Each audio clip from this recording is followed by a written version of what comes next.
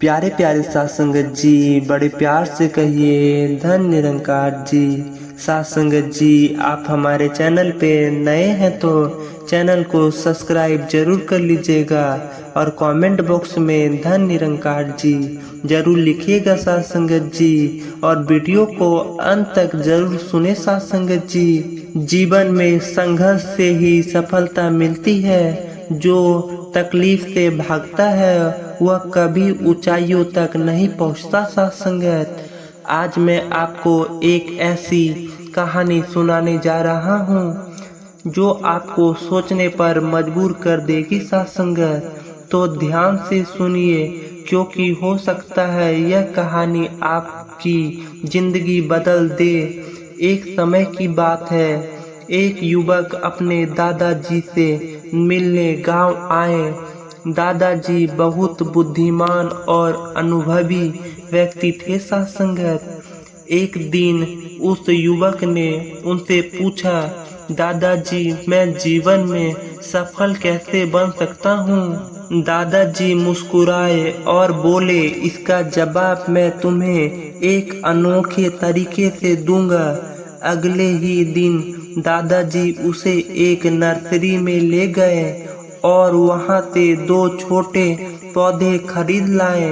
घर आकर उन्होंने एक पौधे को अंदर एक गमले में लगाया साथ संगत, और दूसरे पौधे को घर के बाहर खुले आंगन में मिट्टी में रोप दिए साथ संगत।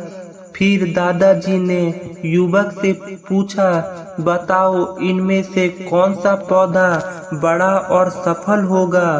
युवक ने कुछ सोचकर जवाब दिया, जो पौधा घर के अंदर है, क्योंकि वह सभी खतरों से सुरक्षित है साथ संगत। बाहर वाला पौधा तेज धूप, बारिश और आंधी से मर भी सकता है। दादाजी बस मुस्कुरा दिए और बोले, अगली बार जब तुम गांव आओगे तो इन दोनों पौधों को देखोगे, तब तुम्हें अपने सवाल का जवाब मिल जाएगा।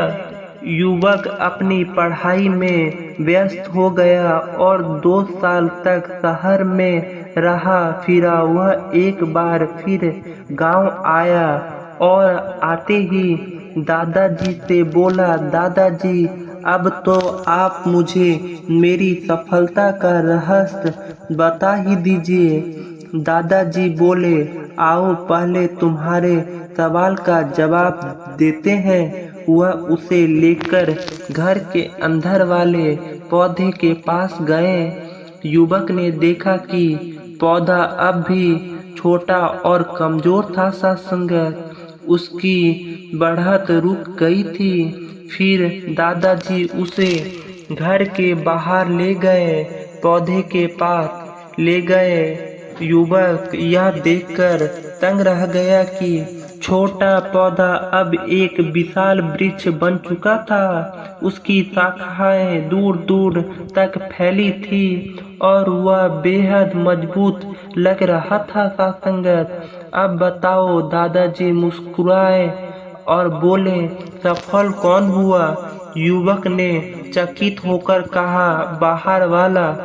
दादाजी ने गहरी सांस ली और बोले, बेटा यह पौधा धूप, बारिश, आंधी और तूफानों से गुजर चुका है। उसने हार नहीं मानी। प्यारे प्यारे साथ संगत जी, बड़े प्यार से कहिए धन निरंकार जी।